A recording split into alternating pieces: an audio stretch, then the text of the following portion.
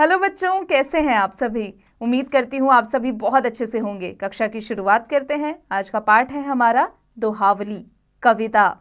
अध्ययन से पूर्व। तरुवर फल नहीं खाता है, सरवत पियत न पान, कही रहीम परिकाज हित, संपत्ति सबही सुजान। बच्चों, इसका अर्थ है कि रहीम कहते हैं कि परोपकारी लोग परहित के लिए ही संपत्ति को संचित करते हैं। जैसे वृक्ष फलों का भक्षण नहीं करते और ना ही सरोवर जल पीते हैं, बल्कि इनकी सृजित संपत्ति दूसरों के काम आती है। कविता का मूल तत्व। दोहावली के माध्यम से ब्रज भाषा एवं रचना का भावार्थ समझाना।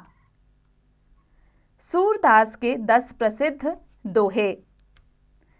चलन कमल बंदो हरिराई, जाकी कृपा पंगु गिरि लांघे, अंधे का सब कुछ दर्शाई, बहरीरो सुने मूक मुनि, बोले रक चले सर छत्र धराई।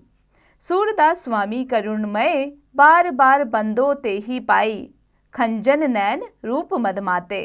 बच्चों, इसका हिंदी अनुवाद है, इसका व्याख्या है कि सूरदास जी कहते हैं कि अपने आराध्य श्री कृष्ण के पावन कमल रूपी चरणों की वंदना करते हुए उनको करुणामय मालिक बताकर कहते हैं कि मेरे कृष्ण ऐसे हैं जिनकी कृपा से लंगड़ा व्यक्ति पर्वत को लांघ जाता है, अंधे को सब कुछ दिखने लगता है, बहरा व्यक्ति सब कुछ सुनने लगता है, गूंगा फिर से बोलने लगता है और भिखारी सिर पर छत्र धारण करने लगता है, अर्थात अत्यंत दीनहीन गरीब व्यक्ति भी धनवान हो जाता है।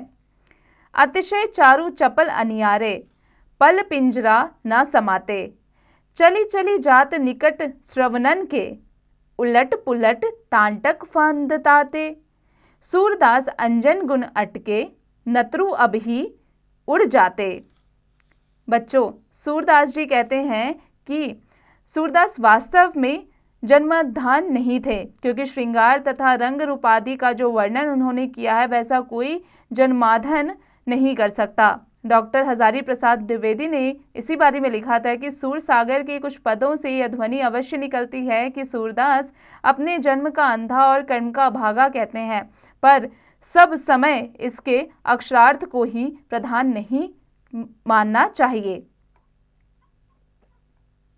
मैया मोही दाऊ बहुत खिजायो, मासो कहत मूल को लीन हो, तू जसुमती कब जायो, कहा करो यही के मारे खेलन, हो नहीं जात, पुनि पुनि कहत कौन है माता, को है तेरो तात, गोरे नंद जसोदा गोरी, तू कत श्यामल गात, चुटकी दे दे ग्वाल नचावत, हसत सबे मुस्कात, तू मोही को मारन सीखी, दऊही कभू न खिजाए, मोहन मुखरीस किए बातें, जसुमती सुनी सुनी रिझे, सुनहु कान भलप्रद चबाई, जनमत की को धूत, सूर श्याम मोही गोधन की सो, हो माता तो पूत। बच्चों, इसका जो हिंदी व्याख्या है वो ये है कि राग धनाक्षरी पर आधारित है। बालकृष्ण यशोदा से बलराम जी की शिकायत करते हुए कहते हैं कि मैया दाऊ मुझे बहुत चिढ़ाते हैं, मुझसे कहते हैं कि तू गोलमोल है। यशोदा मैया ने तुझे कब उत्पन्न किया है, मैं क्या करूं, इसी क्रोध में मैं खेले नहीं जाता। वे बार बार कहते हैं तेरी माता कौन है, तेरे पिता कौन है, नंद बाबा तो गोरे हैं, यशोदा मैया भी गोरी है, फिर तू ऐसे सावला क्यों है। दाऊ जी, इस बात पर सभी ग्वाल बाल मुझे चुटकी देकर नचाते हैं और फिर सब हंसते और मुस्कुराते हैं। तूने तो मुझे ही मारना सीखा है, दाऊ को कभी नहीं डांटती। सूरदास जी कहते हैं कि मोहन के मुख से ऐसी बातें सुनकर यशोदा जी मन ही मन प्रसन्न होती हैं। वे कहती हैं कन्हैया सुनो, बलराम तो चुगलखोर है और वो आज से नहीं बल्कि जन्म से ही धूर्त है। हे श्याम, मैं गायों की शपथ कहकर कहती हूँ कि मैं तुम्हारी माता हूँ और तुम मेरे पुत्र हो। अरु हलधर सो भैया कहन, लागे मोहन मैया मैया, नंद महर सो बाबा अरु हलधर सो भैया, ऊंचा चढ़ी चढ़ी कहती ये जशोदा, ले लई नाम कन्हैया, दूरी खेलन जनी जाहू लाला रे, मारेगी काहू की गैया, गोपी ग्वाल करत कोतूहल, घर घर बजती बधैया। सूरदास प्रभु तुम्हारे दरस को, चरणनी की बलि जैया। बच्चों, सूरदास जी कहते हैं कि मोहन अब मैया मैया कहने लगे हैं। वे वज्रराज श्री नंद जी को बाबा बाबा कहते हैं और बलराम जी को भैया कहते हैं। यशोदा जी ऊंची अटारी पर चढ़कर श्याम का नाम ले लेकर पुकार कर कहती हैं, कन्हैया मेरे लाल, दूर खेलने मत जाओ, किसी की गाय मार देगी।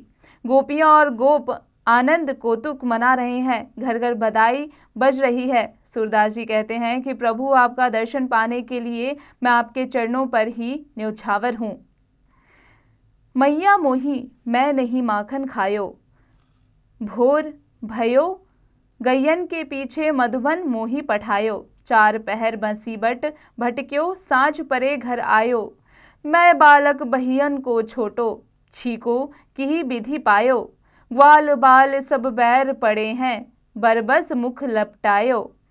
तू जननी मन की अति भोरी, इनके कहे पतियायो। जिय तेरे कछु भेद उपजी है, जानी परायो जायो।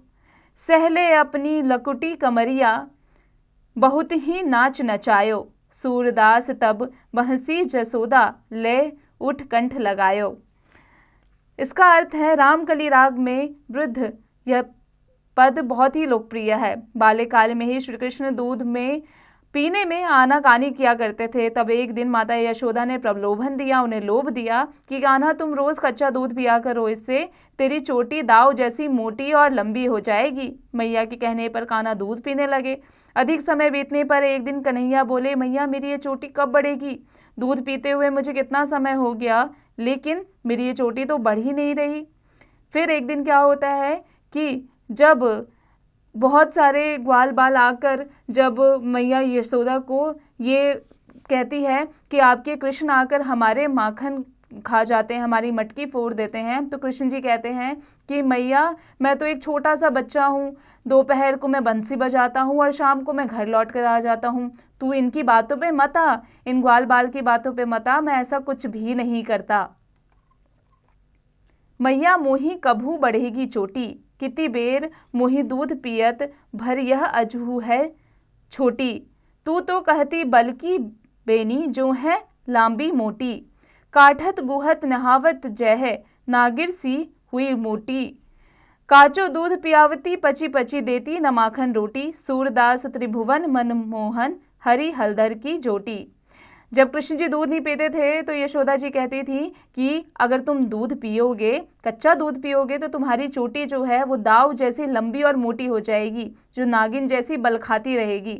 लेकिन कुछ दिन बीतने के बाद जब ऐसा नहीं होता तो कृष्ण जी अपनी माता से पूछते हैं कि तू तो कहती थी कि दूध पीने से मेरी जो चोटी है वो लंबी और मोटी हो जाएगी और इसके साथ ये नागिन से बल खाएगी, लेकिन ऐसा तो हुआ ही नहीं।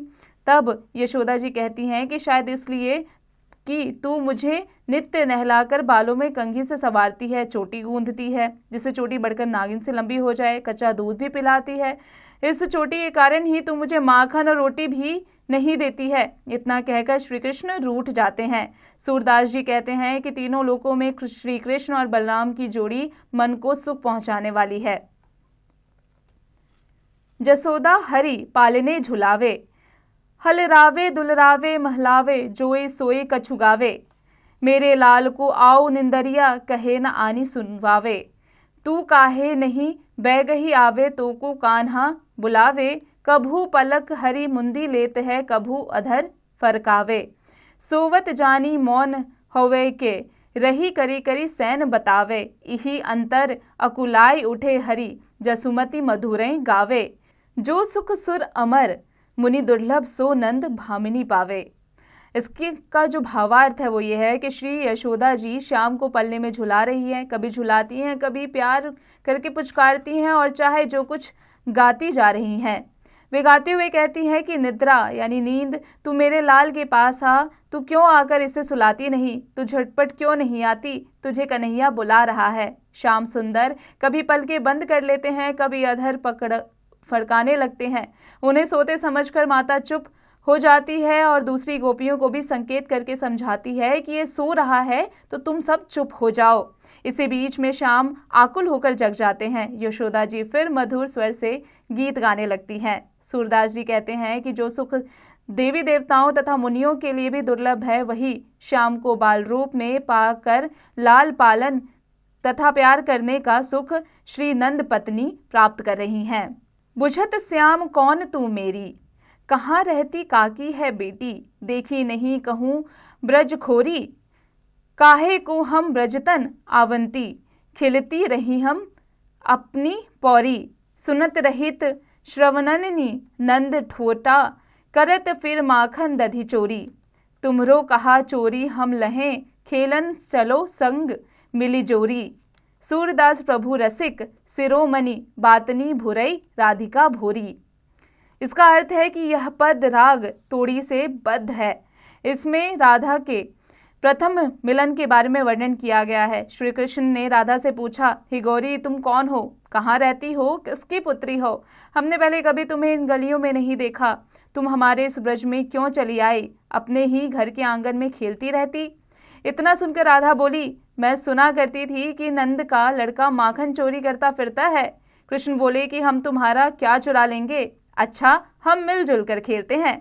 इस प्रकार सूरदास जी कहते हैं कि रसिक कृष्ण ने बातों ही बातों में भोली भाली राधा को भरमा दिया। निर्गुण कौन देश को वासी, मधुकर किस समुझाई सोहदे, बुझती सांची ना हासी, को है जनक कौन है जननी, कौन नारी कौन दासी, कैसे बरन भेष है कैसो, कि हम रस में अभिलाषी, पावे गो पुनि कियो आपनो, जारे करेगी गासी, सुनत मौन हवे रहवो, बावरो सुर सबे मतिनासी। इसका जो अर्थ है वो है, भ्रम रगित सार में सूरदास जी ने उन पदों को समाहित किया है जिसमें मथुरा से श्री कृष्ण द्वारा उद्धव को ब्रज संदेश लेकर भेजा जाता है कि उद्धव जो कि योग और ब्रह्मा के ज्ञाता हैं, उनका प्रेम से कोई नाता नहीं है। जब गोपियों की निराकार ब्रह्मा और योग की शिक्षा देते हैं तो गोपियों को यह अच्छा नहीं लगता। गोपियां रुष्ट हो जाती है और उद्धव को काले भंवरे की उपमा देती है। उनका यह संवाद ही भ्रमर गीत सार के नाम से विख्यात हुआ।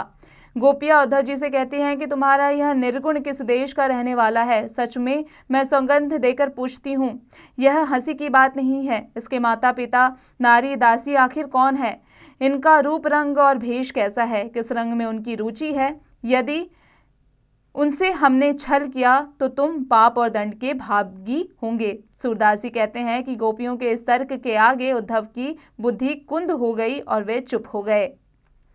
जो तुम सुनही जसोदा गोरी, नंदन मेरे मंदिर में आजू करन गए चोरी, हुई भय जाए अचानक दाढ़ी, कहो भवन में गोरी, रहे छपाई सकुची रंचक हवे, भई सहज मति भोरी, मोही भयो माखन पछतावो, रीति देखी कमोरी, जब गही बाह कुलाहल किनी, तब गही चरण निहोरी, लगे ले नैन जल भरी भरी, तब मैं कानी न तोरी, सूरदास प्रभु देत दियन ही, दीन रसिए लरिक सलोरी। बच्चों, इसका अर्थ है कि सूरदास जी का यह पद राग गौरी पर आधारित है। भगवान की बाल लीला का रोचक वर्णन है। एक ग्वालिनी यशोदा के पास कन्हैया की शिकायत लेकर आई और बोली कि हे नंद भावनी यशोदा, सुनो, नंदन कन्हैया आज मेरे घर में चोरी करने गए। पीछे से मैं भी अपने भवन के निकट छुपकर खड़ी हो गई। मैंने अपने शरीर को सिकोड़ लिया और भोलेपन से उन्हें देखती रही। जब मैंने देखा कि माखन भरी वह मटकी बिल्कुल ही खाली हो गई तो मुझे बहुत पछतावा हुआ। तब मैंने आगे बढ़कर कन्हैया की बाह पकड़ ली और शोर मचाने लगी। तब कन्हैया मेरे चरणों में पड़कर मेरी मनुहार करने लगे। इतना ही नहीं, उनके नयनों में अश्रु भी आ गए, यानी आंसू आ गए। ऐसे में मुझे दया आ गई और मैंने उन्हें छोड़ दिया। सूरदास कहते हैं कि इस प्रकार नित्य ही विभिन्न लीलाएं कर कन्हैया ने ग्वालिनी को सुख पहुंचाया।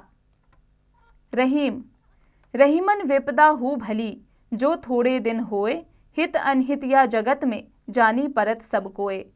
बच्चों, जो हित और अनहित या विपदा जो होती है वो कुछ समय के लिए होती है, वह हमेशा के लिए नहीं होती। जीवन का जो मूल मंत्र है वो सुख दुख है। सुख और दुख दोनों ही जीवन के जो चक्र है, समय का जो चक्र है, उसके साथ आते हैं और जाते हैं। इसलिए हमें कभी भी अपने सुख में या दुख में घबराना नहीं चाहिए। रूठे सुजन मनाइए, जो रूठे 100 बार, रहीमन फिर पोइए टूटे मुक्ता हार। बच्चों, एक रूठे को मनाना तो आसान है, लेकिन जो बार बार रूठ जाता है उसे मनाना बहुत मुश्किल हो जाता है, इसलिए कभी भी बार बार नहीं रूठना चाहिए।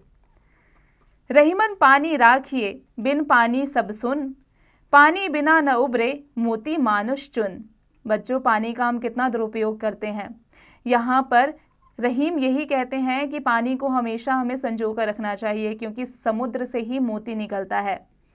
रहीमन देखी बड़ेन को लघु न दीजिए डारी, जहाँ काम आवे सुई कहाँ करे तलवारी।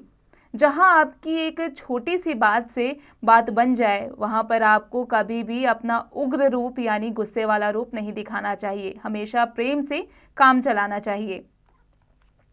रहीमन धागा प्रेम का मत तोड़ो चटकाए, जोड़े ते न फिर जुड़े जुड़े गांठ परी जाए।